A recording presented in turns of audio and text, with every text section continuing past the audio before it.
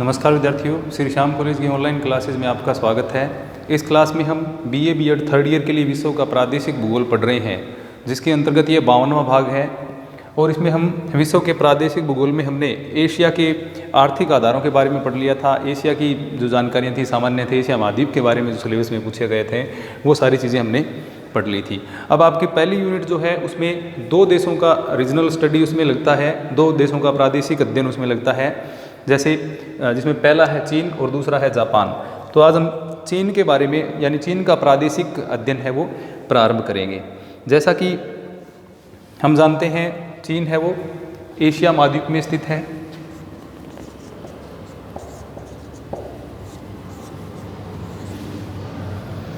और क्षेत्रफल की दृष्टि से देखें तो ये कनाडा और रशिया जो है, यानी पहले पर रशिया, उसके बाद कनाडा और तीसरे स्थान पर चीन का नाम आता है। यानी विश्व के सबसे बड़े देशों में चीन है वो सम्मिलित है। अब इसकी हम सबसे पहले चीन की स्थिति एवं विस्तार की बात करते हैं। जैसे कि हम जानते हैं चीन है वो एशिया महाद्वीप में स्थित है और एशिया महाद्वीप के भी ये पूर्वी भाग में स्थित है, यानी हम ये कह सकते हैं पूर्वी एशिया में ये स्थित है। तो सबसे पहले हम इसकी स्थिति एवं विस्तार के बारे में बात करते हैं। लोकेशन एंड एक्सटेंट, स्थिति एवं विस्तार।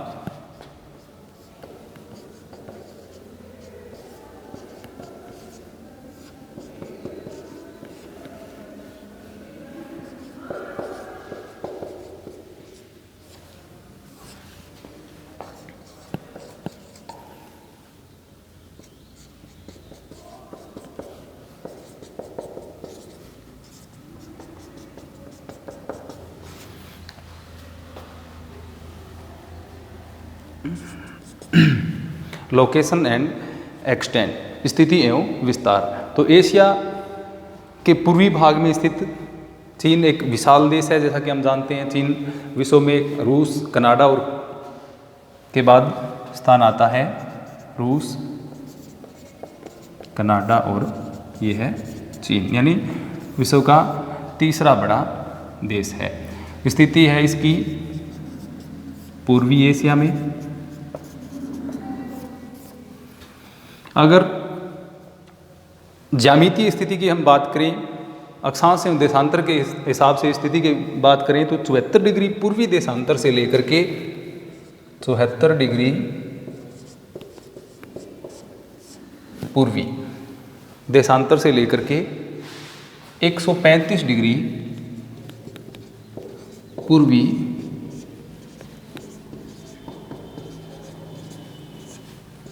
देशांतर, यानी ये 74 डिग्री पूर्वी देशांतर से लेकर के 135 डिग्री पूर्वी देशांतरों के मध्य ये फैला हुआ है। अगर चीन की अक्षांशीय विस्तार की अगर हम बात करें तो चीन का अक्षांशीय विस्तार है 21 डिग्री उत्तरी अक्षांश से 53 डिग्री 5 मिनट, 21 डिग्री उत्तरी अक्षांश से 53 डिग्री 5 मिनट उत्तरी अक्षांश में इसका विस्तार पाया जाता है। अक्षांशीय एवं देशांतरीय विस्तार, अक्षांशीय विस्तार। अक्षांशीय विस्तार की बात करें तो 21 डिग्री उत्तरी अक्षांश से 53 डिग्री 5 मिनट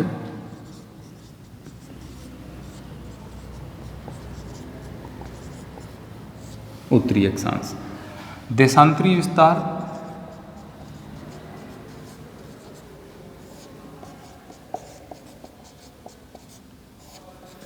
देशांतरीय विस्तार है 74 डिग्री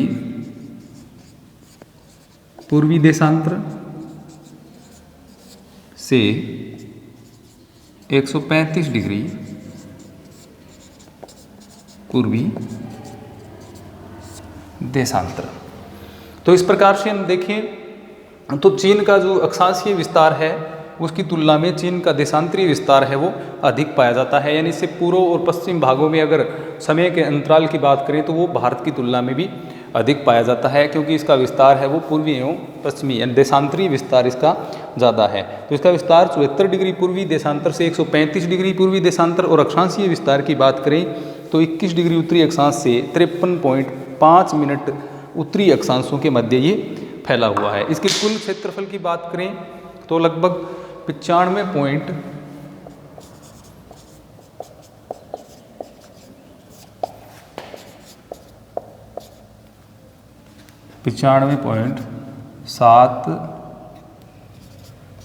लाख वर्ग किलोमीटर,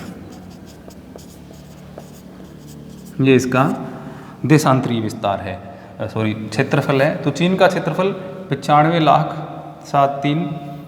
95.73 लाख वर्ग किलोमीटर क्षेत्रफल में ये फैला हुआ है। क्षेत्रफल की दृष्टि से हमने देखा कि इसका विश्व में तीसरा स्थान है। रूस एवं कनाडा के बाद चीन का स्थान आता है। एशिया का ये सबसे बड़ा देश है और विश्व का तीसरा बड़ा देश हम इसको कह सकते हैं। तो ये अक्षांशीय एवं देशांतरीय विस्तार हो गया इसका।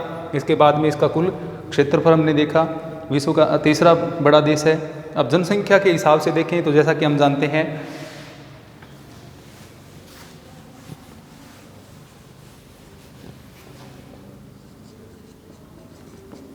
आकार की दृष्टि से तीसरा बड़ा देश तथा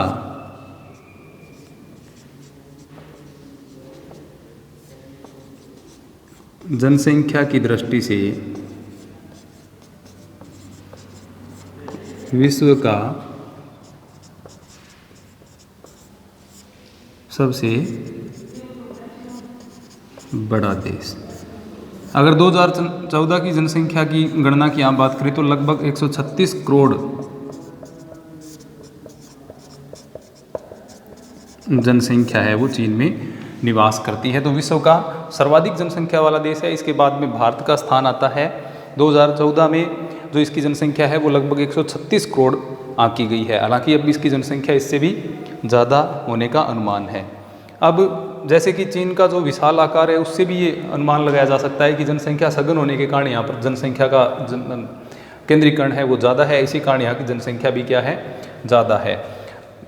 भारत का क्षेत्रफल और चाइना के क्षेत्रफल की हम तुलना करें तो भारत का क्षेत्रफल चीन की तुलना में बहुत कम है, लेकिन फिर भी इसकी जनसंख्या के स्थान की दृष्टि से देखें तो दूसरा स्थान आता है।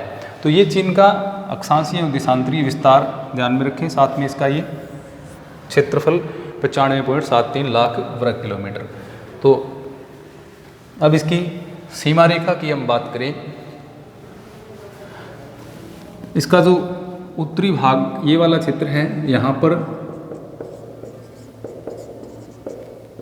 मंगोलिया स्थित है और यहाँ पर इसके है प्रशांत महासागर, यानी दक्षिणी पूर्वी दिशा की अगर हम बात करें तो यहाँ पर प्रशांत महासागर का विस्तार है। अब चीन की सीमा रेखा की बात करें तो इसके जो सीमा रेखा है उसकी लंबाई है कुल 34,000 किलोमीटर। सीमा की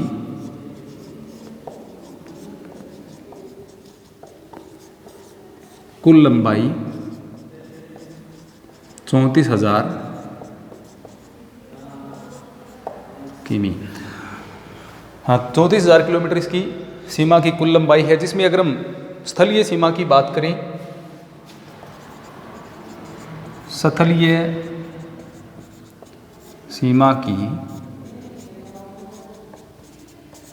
लंबाई है 20,000 किलोमीटर और जलीय सीमा की लंबाई है 14,000 किलोमीटर। तो इस प्रकार इससे हम अंदाज़ा लगा सकते हैं चीन एक बहुत ही विशाल देश है। इसकी सीमा की कुल लंबाई 34,000 किलोमीटर, स्थलीय सीमा की लंबाई है वो है 20,000, सॉरी मैंने 2,000 लिख दिया यहाँ पर, 20,000 किलोमीटर। तथा जलीय सीमा की हम बात करें तो वो 14,000 किलोमीटर लंबी है। तो इससे अंदाज़ा लगा सकते हैं एक विशाल देश है।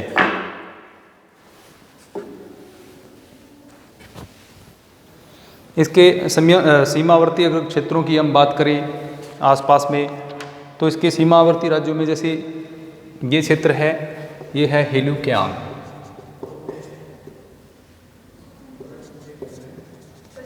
चीन की विस्तारवादी नीति ने इसके जो आसपास के सीमावर्ती बहुत सारे क्षेत्र जैसे तिब्बत है, उनकी भारत की आदि देशों की इन्होंने क्या है सीमाओं का अतिक्रमण करते हुए अपनी विस्तारवादी नीति को बढ़ावा देते हुए अपने क्षेत्रीय विस्तार भी इनके द्वारा किया गया है। ये जो प्रदेश है ये सिनक्यांग प्रदेश के नाम से जाना जाता है।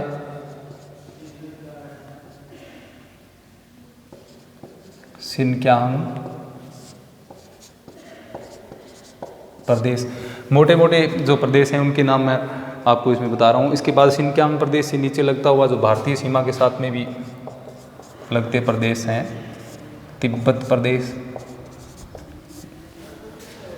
इसके अलावा तिब्बत के दक्षिण में हम आए तो नीचे जेचुआन है, इसके अलावा यूनान प्रांत है। ये वाला जो क्षेत्र है ये यूनान, और ये जेचुआन प्रदेश हम इसको कहेंगे, इनका विस्तार है वो पाया जाता है। अब इससे आगे यानी जैसे जैसे हम पूर्व की ओर बढ़े, दक्षिणी भाग में पूर्व की ओर बढ़ते हैं तो इसमें क्वीचाउ है, क्वांगसी, क्वांगडोंग, कुफिन, आगे इससे ऊपर उत्तर की तरफ जाएं सिक्यांग, कांगशू, संघाई आदि जो छोटे छोटे प्रदेश हैं उनके नाम आते चले जाते हैं। इसके अलावा सांटोंग है, टिएटसिन है, लियाओसिन है, इसके नीचे लियाओसिन और जिलिंगसिन, हिलिंगक्यांग, क्विताउ, टिएटसिन, क्यांगसी, सिक्यांग और संघाई प्रदेशों का विस्तार इसमें फैला हुआ है। इसके ये सिनक्यांग प्रदेश, उत्तरी भाग ये मंगोलिया का, तिब्बत प्रदेश, जेचुआन प्रदेश, यूनान प्रदेश, इस तरह से ये इसके सीमावर्ती क्षेत्रों में फैले हुए हैं। तो इस प्रकार चीन का जो क्षेत्रीय विस्तार है वो हमने देखा। इसके सीमावर्ती क्षेत्रों के बारे में यानी जो इसके राज्य हैं जो सीमा बनाते हैं दूसरे देशों के साथ में, उनके बारे में हमने देखा। अब इसके बाद चीन की अगर सीमा की बात करें तो लगभग 15 देशों के साथ चीन की सीमा लगती है।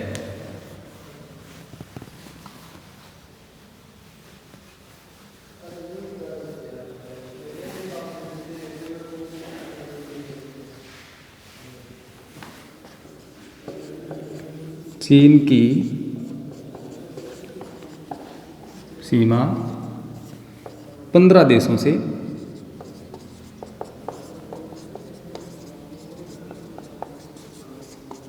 लगती है।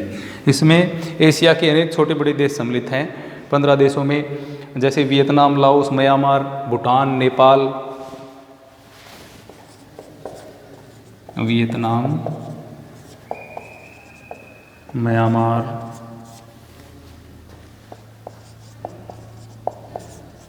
लाओस, भूटान। अब भूटान से आगे जाते हैं तो इसके अलावा नेपाल है, भारत है, पाकिस्तान है, अफ़गानिस्तान है, नेपाल,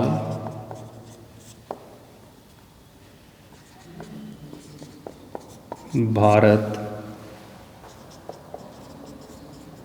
पाकिस्तान, अफ़गानिस्तान। तो ये मुख्य देश हैं जिनकी सीमा चीन के साथ लगती हैं। इसके अतिरिक्त तजाकिस्तान, किर्गिस्तान है, कजाकिस्तान है, तजाकिस्तान,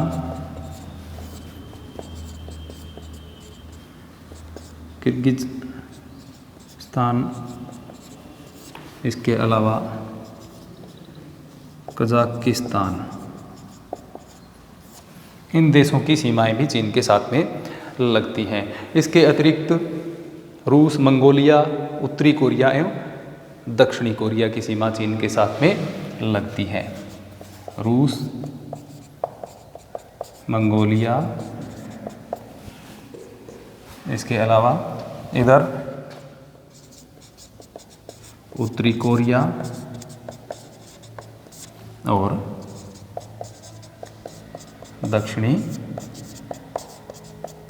कोरिया, इनकी सीमाएं चीनी गणतंत्र के साथ में लगती हैं।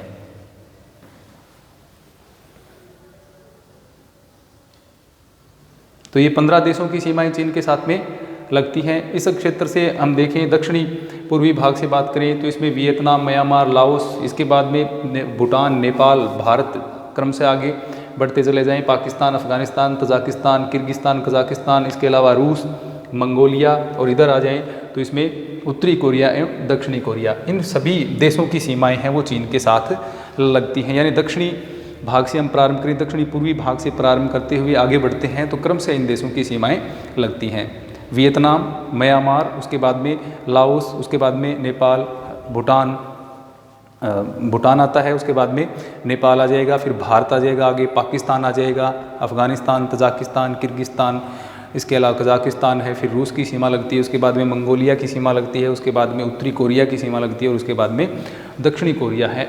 इनकी सीमाएं हैं वो चीन के साथ में लगती हैं। तो इन 15 देशों की सीमाएं चीन के साथ लगती हैं। चीनी गणतंत्र में राज्यों की बात करें तो इसमें ये 22 प्रांतों में बंटा हुआ है।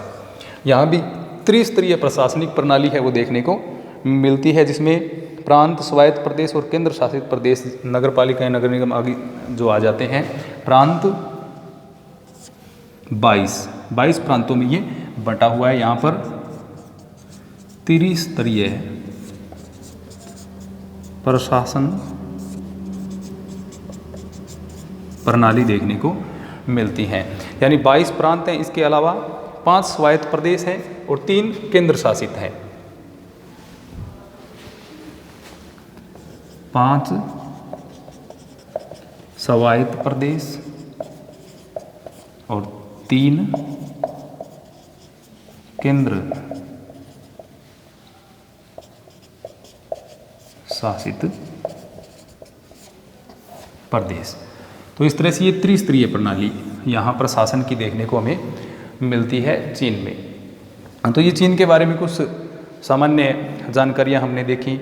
इसके अलावा अब चीन में हम जो यहाँ का अक्षांशीय देशांतरीय विस्तार के बारे में हमने पढ़ लिया। अक्षांशीय विस्तार की बात करें 21 डिग्री उत्तरी अक्षांश से लेकर के 53 डिग्री 5 मिनट उत्तरी अक्षांशों के मध्य चीन का विस्तार है। देशांतरीय वास की बात करें तो ये पूर्णतः पूर्वी गोलार्ध में फैला हुआ है।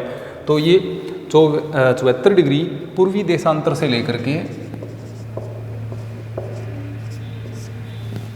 135 डिग्री पूर्वी देशांतरों के मध्य फैला हुआ है। कुल क्षेत्रफल की बात करें तो क्षेत्रफल की दृष्टि से विश्व का तीसरा बड़ा देश है। रूस एवं कनाडा के बाद में जनसंख्या की दृष्टि से विश्व का सबसे बड़ा देश है। और क्षेत्रफल की बात करें तो इसका क्षेत्रफल 95.73 लाख वर्ग किलोमीटर क्षेत्र में ये फैला हुआ है। जनसंख्या की बात करें तो लगभग 136 करोड़ से भी अधिक जनसंख्या है वो चीन में निवास करती है। विश्व का सर्वाधिक जनसंख्या वाला देश इसको हम कह सकते हैं, सर्वाधिक जनसंख्या इसमें निवास करती है। इसकी कुल सीमा की लंबाई की बात करें तो 34,000 किलोमीटर लंबी इसकी सीमा है, जिसमें से 20,000 किलोमीटर लंबी सतलीय सीमा तथा 14,000 किलोमीटर लंबी जलीय सीमा है वो चीन की बनती है। जलीय क्षेत्रों में सबसे बड़े क्षेत्र की बात इसके साथ सीमा बनाने वाली की हम बात करें तो प्रशांत महासागर की सीमा है वो सर्वाधिक लगती है। इसके अलावा अगर इसकी सीमावर्ती देशों की बात करें तो सीमावर्ती देशों की संख्या इसमें 15 है, जिसमें Vietnam, Myanmar, Laos, Bhutan, Nepal, Bharat, Pakistan, Kazakhstan, Tajikistan, Kyrgyzstan, इसके अलावा कजाकिस्तान, रूस, मंगोलिया, उत्तरी कोरिया एवं दक्षिणी कोरिया की सीमा है वो चीन के साथ में लगती है। इसमें त्रिस्तरीय शासन प्रणाली पाई जाती है। 22 प्रांतों में ये बटा हुआ है। इसके अलावा इसमें 5 स्वायत्त प्रदेश और इसके अलावा 3 केंद्र शासित प्रदेशों का भी चीन में विस्तार पाया जाता है। जैसा कि हम जानते हैं चीन विस्तारवादी नीति रखता है, इसके कारण इसके जो सीमावर्ती राष्ट्र हैं उनके साथ में इसके जो संबंध हैं वो ज़्यादा संतोषजनक नहीं है। सीमा के विवाद अन्य देशों के साथ में इसके चलते रहते हैं। तो इस प्रकार ये चीन की सामान्य जानकारियाँ हमने पढ़ी इसमें, जिसमें स्थिति विस्तार के बारे में देखा और कौन कौन से देशों के साथ में इसमें इसकी सीमाएँ लगती हैं उसके बारे में हमने सामान्य जानकारियाँ पढ़ी। अब आगे इससे चीन के उच्चावच के बारे में हम पढ़ेंगे।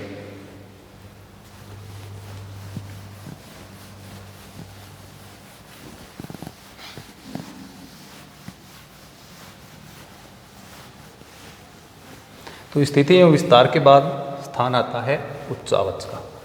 भौगोलिक अध्ययन में हम स्थिति, विस्तार, उच्चावच उद्योग धंधे, जनसंख्या आदि के बारे में पढ़ेंगे।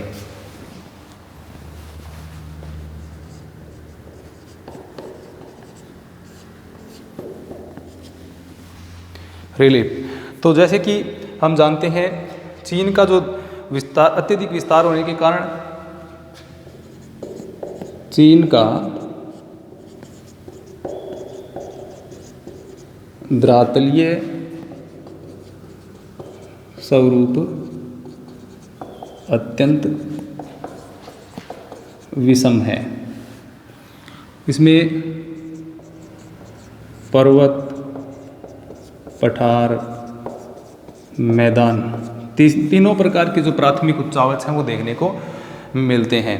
तो इसलिए जहाँ इसके पूर्वी भाग की बात करें समतल मैदानी भाग है, दक्षिण पश्चिम की बात करें तो पर्वतीय एवं पठारी भाग यहाँ पर फैले हुए हैं। यानी पूर्वी भाग है वो पूरा का पूरा क्या है, मैदानी भाग है। पूर्वी भाग मैदानी है और दक्षिण एवं दक्षिण पूर्वी भाग जो है वो क्या है, पर्वतीय एवं जैसे हमने यूनान प्रांत की बात की तो वो कौन सा प्रदेश है, पठारी भाग है। तो अगले अध्याय में हम चीन के उच्चावच के बारे में पूर्णतः विस्तार से पढ़ेंगे। धन्यवाद।